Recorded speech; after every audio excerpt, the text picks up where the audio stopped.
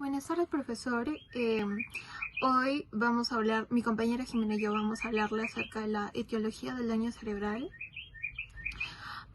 Para esto primero voy a darles una breve introducción sobre lo que trata nuestro resumen. Bueno, para empezar, el cerebro humano es vital para las habilidades cognitivas y el comportamiento, por lo que este está sujeto a diversos factores que dañan al cerebro.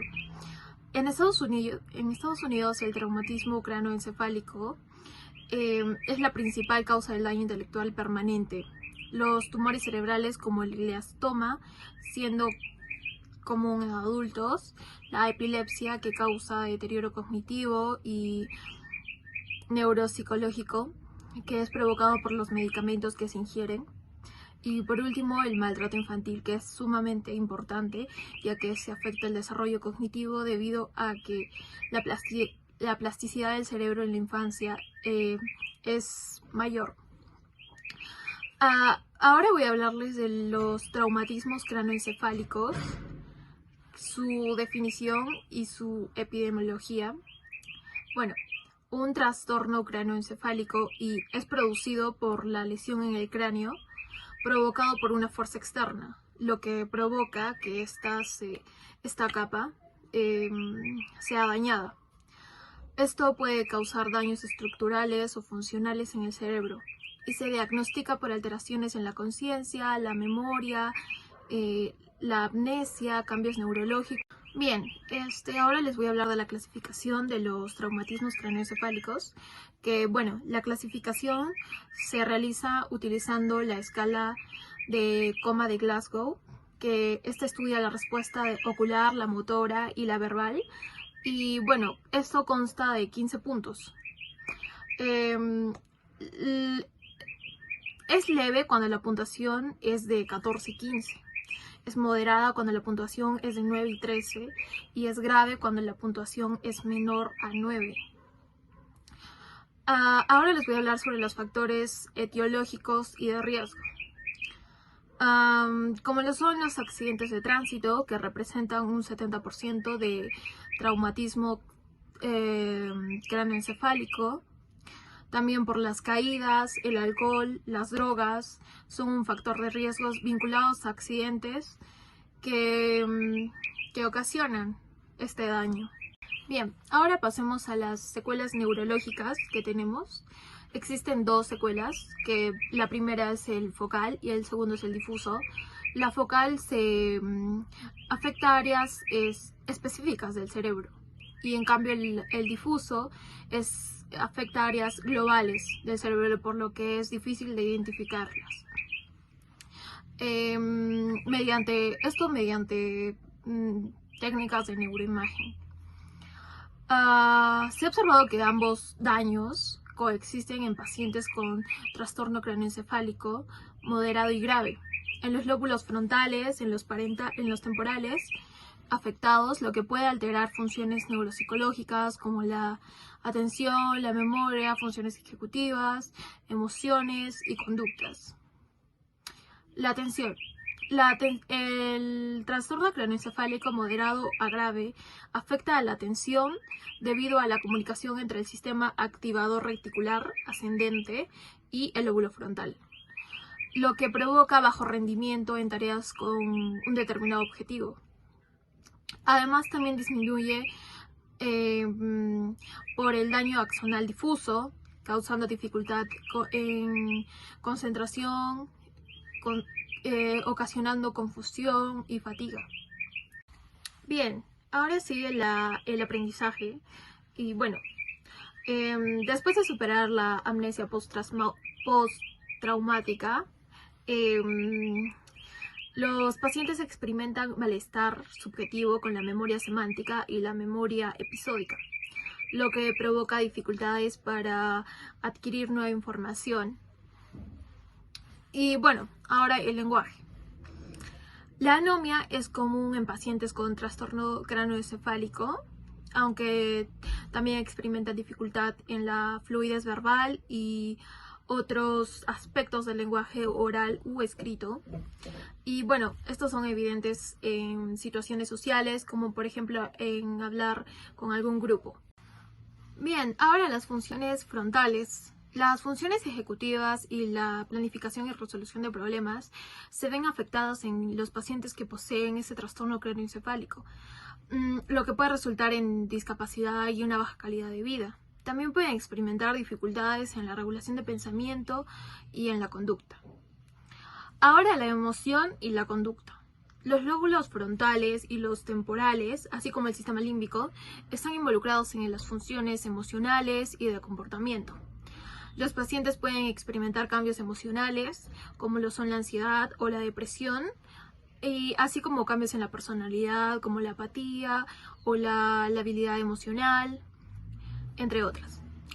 La anognosia puede agravar estos problemas al aislar al paciente de las relaciones interpersonales y laborales. Bien, ahora, las secuelas del trastorno cráneoencefálico varían según diversos factores individuales como la causa, tipo, gravedad y ubicación del trauma, así como la edad del paciente. Es esencial considerar estas diferencias para una atención adecuada, especialmente entre los primeros meses posteriores al incidente, periodo que es crucial para la rehabilitación del paciente. Bien, ahora el trastorno cráneoencefálico puede desencadenar neurodegénesis crónica y se ha demostrado que puede provocar disfunción prolongada, ya que los daños cerebrales pueden evolucionar a lo largo de la vida. Esto es preocupante dado que el trastorno cráneoencefálico es común en personas jóvenes y puede causar muerte neuronal y atrofia cerebral. Se han identificado varios mecanismos implicados en el daño cerebral que pueden después de un traumatismo cráneoencefálico. Uno de esos es la concentración elevada del péptido amiloide.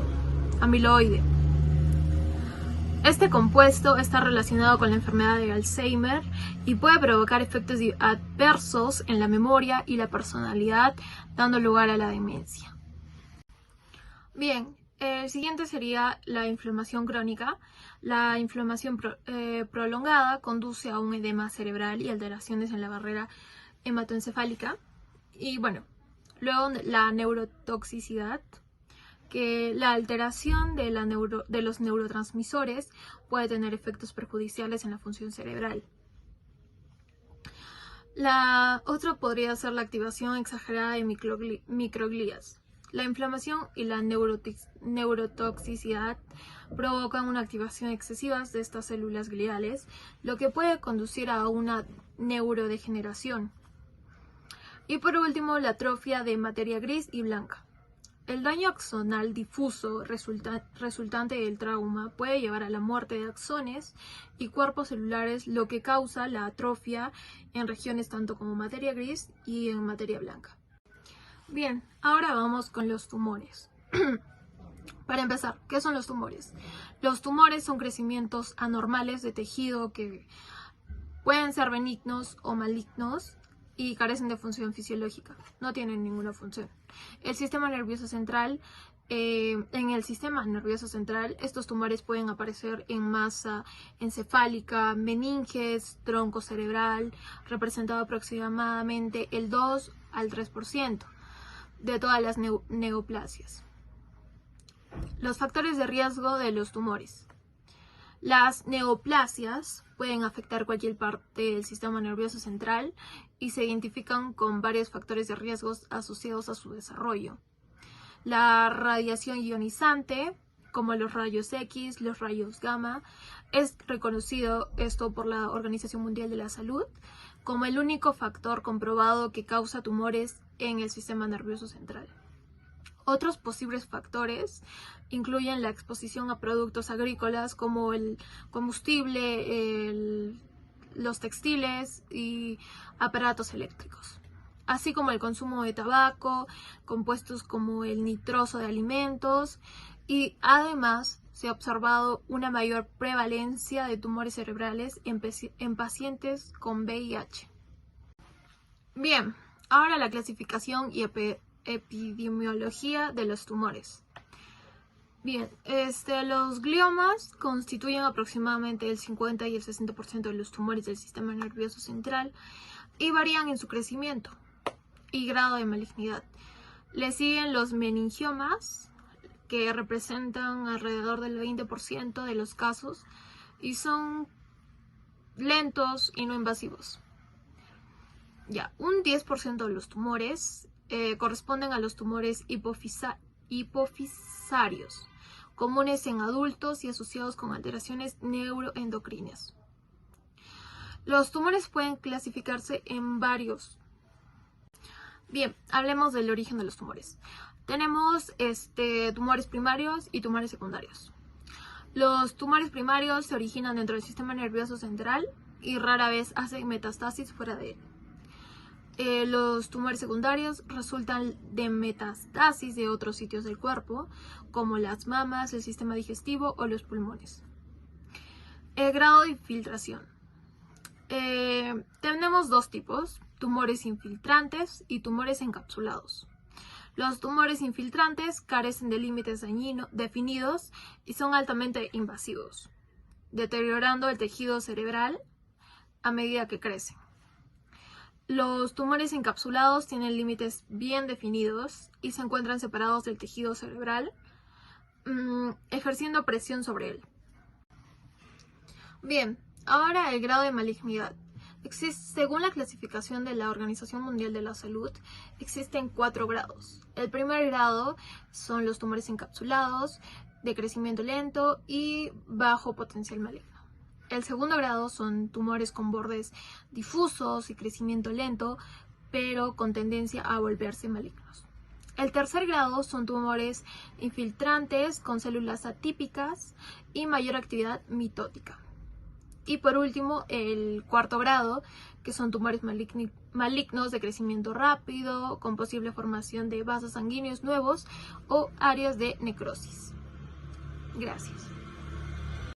Muy buenas tardes, mi nombre es Jimena Miranda y como ya lo mencionó mi anterior compañera, sabemos que estos tumores pueden generar una grave persecución en la salud, depende a su origen y al grado en el que se encuentre.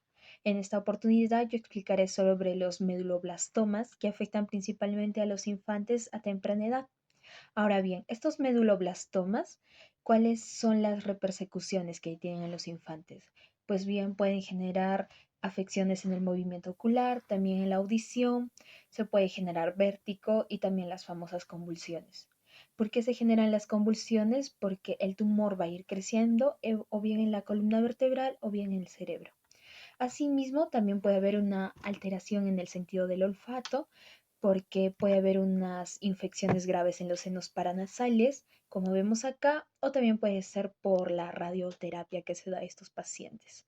¿Ya? A continuación vamos a presentar un pequeño extracto de un video para que se entienda mucho mejor. En la Secretaría de Salud, 5.000 nuevos casos de cáncer infantil se detectan al año. De ahí la importancia de reconocer las señales de alerta. La presencia de fiebre inexplicable, la presencia de crecimiento abdominal, cansancio, fatiga, palidez y dolor de huesos también. Hoy se conmemora el Día Internacional de Lucha contra el Cáncer Infantil. Este año, el objetivo es lograr que todos los niños tengan acceso a los tratamientos. Eso sí, recuerde que el cáncer es curable si se detecta a tiempo. Bien, estos 3 personajes, Van Gogh, Albert Einstein y Napoleón Bonaparte, tuvieron algo en común, y es que ellos padecieron de epilepsia. Y es que en sí la epilepsia es un factor etiológico que está afectando alrededor de 50 millones de personas en el mundo. Ahora bien, la epilepsia, hablando en un sentido neurológico, puede afectar al lóbulo temporal y al lóbulo frontal, que es este de acá. Por ejemplo, este último se ve afectado en cambios de personalidad en estos pacientes, en el control emocional. ¿Por qué? Bueno, porque los pacientes con epilepsia van a presentar un mayor índice de ansiedad basal, por lo que ellos van a presentar más inseguridad por la misma enfermedad. ¿Ya? Bueno, así también va a existir un cambio sensoriomotor, cognitivo, también puede haber alteraciones en la memoria y en el comportamiento o también en la conciencia. Ahora existen dos tipos de epilepsia que son las idiopáticas. Las idiopáticas son de origen genético y también se forma a partir de un trastorno en el sistema nervioso central. Y por otro lado están las criptogámicas, que son sintomáticas y que son de origen desconocido. Bien, ahora existen fármacos que ayudan a que los pacientes puedan llevar una vida un poco más tranquila. Sin embargo, estos pueden causar efectos secundarios, como por ejemplo si se usa la politerapia, que es el empleo de dos o más fármacos simultáneamente. Se puede, por ejemplo, presentar la abstinencia, la somnolencia o una atención deficiente o a veces unos casos de psicosis. De corazón. ¿Y dónde es más ruda, aquí o en casa? Pues en los dos lados. Esta mujer durante al menos 3 años asesinó a mujeres de la tercera edad en la Ciudad de México, con una infancia colmada de abusos físicos y psicológicos. Juana Barraza, cada vez que mataba a una mujer, era como si matara a su propia madre. Odiaba a las señoras porque mi ¿Acaso mamá el abuso sexual, una agresión física o verbal o cuando se daña la integridad de un niño puede ver afectado en el cerebro? La madre. odiaba a las señoras porque mi mamá me maltrataba, me pegaba y siempre me maldecía. Y ella me regaló con un señor grande y yo fui abusada. Por eso odiaba a las señoras. Yo sé que no es excusa, que no merezco perdón ni de Dios ni de nadie, pero ya lo hice. Sus víctimas fueron ancianas que vivían solas. Se hacía pasar por enfermera. Y una vez creando confianza, las golpeaba. Con cables, medias de seda o mascadas, las estrangulaba para después robarles artículos de valor. Fue bautizada como la Mataviejitas. Bueno, pues como se observó en este caso, pues sí puede haber un efecto a largo plazo, sobre todo en las conductas, como por ejemplo Juana optó por hacer todos estos delitos porque sufrió una infancia muy difícil, llena de abusos, de maltratos e incluso de abuso sexual, como ella lo mencionó. Y es que en sí, como este y muchos casos, existe muchos abusos que se dan a los niños. Y es por eso que el infante crece con deficiencias cognitivas, con un poco nivel de atención. Y también es que muchos padres no entienden que esta forma de educar no es la correcta, porque van a existir consecuencias a largo plazo. Ahora, resaltando un poco más, tanto el maltrato físico, abuso sexual y cualquier otro tipo de maltrato al infante, pues lo que ocasiona es una falta de desarrollo de habilidades sociales, ya que no se va a estimular correctamente al niño y por parte de los cuidadores hay un poco interés, lo que también genera que los niños tengan un bajo rendimiento académico. Si nos enfocamos a nivel neurológico, podemos descubrir que los niños que sufrieron de maltrato de diferente tipo es que pasa que el cortisol se eleva y esta hormona es necesaria para ayudar a lidiar con el estrés, pero cuando se produce de forma excesiva con estos niños, por ejemplo, lo que ocasiona es que se presenta mucha más ansiedad, interfiriendo en la poda neuronal, resultando de mayor densidad sináptica entre el hipocampo y la amígdala. Por ende, podemos mencionar que el resultado es extremadamente que los niños opten por tomar conductas disruptivas, como por ejemplo hay niños que golpean o desafían constantemente o gritan o se muestran muy impacientes. ¿Ya? Asimismo, hay una estructura también importante que se tiene que mencionar y es el cuerpo calloso, que esta afecta principalmente en la lateralización e integración de las funciones entre ambos hemisferios y también va a resultar muy afectada.